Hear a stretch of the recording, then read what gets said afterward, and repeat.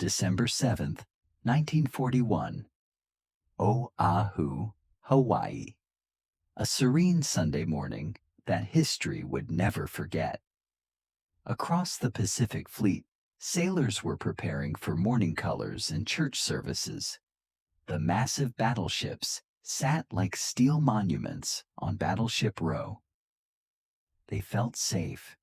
They felt untouchable, 4,000 miles from the nearest threat. But 230 miles to the north, the Japanese Kido Butai, the largest carrier strike force ever assembled, had just launched 183 aircraft into the morning mist. The targets, the heart of American naval power and the isolationist heart of a nation. Behind the scenes, the pens were as sharp as bayonets.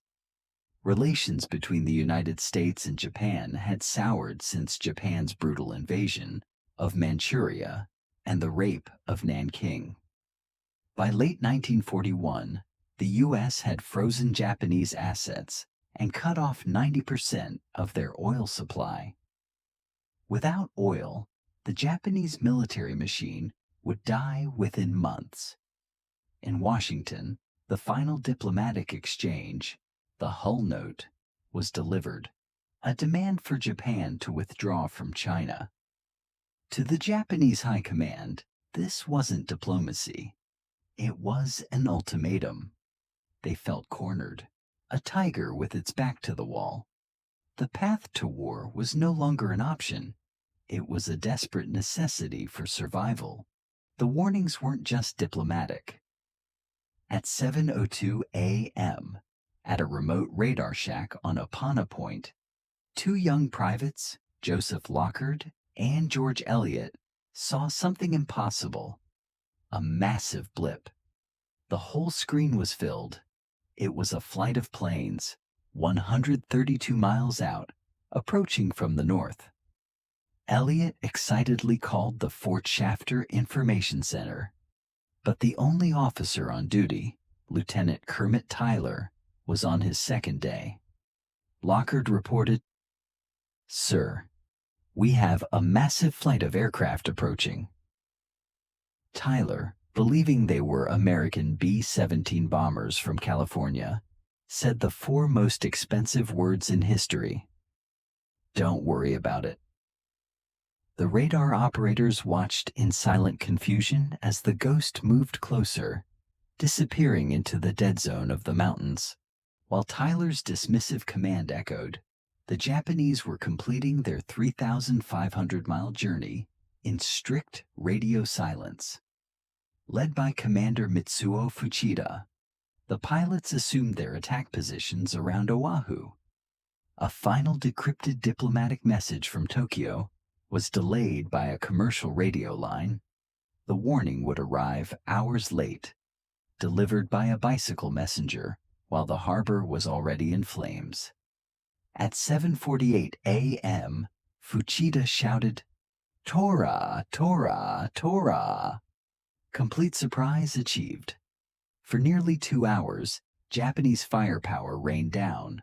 Torpedoes tore open the Oklahoma and West Virginia. Chaos reigned.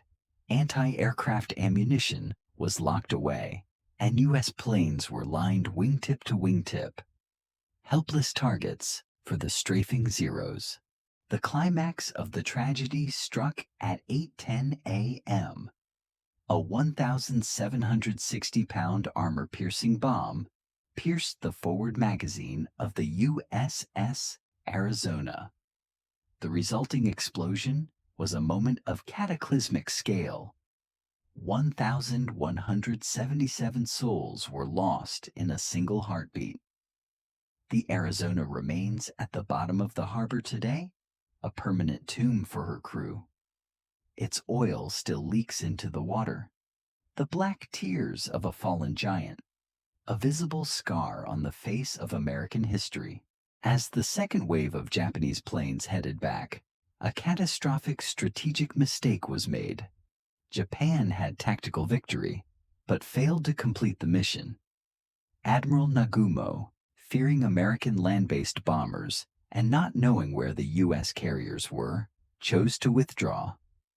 Fuchida and his officers wanted a third strike. They wanted to destroy the massive fuel farms and the repair shops. Nagumo's refusal to hit these targets was a fatal strategic error. The infrastructure of victory was left intact. Japan had won the battle, but they had awoken a giant, fueled it with vengeance, and left it with the tools to rise again. The sleeping giant was awakening, and the era of the battleship was over.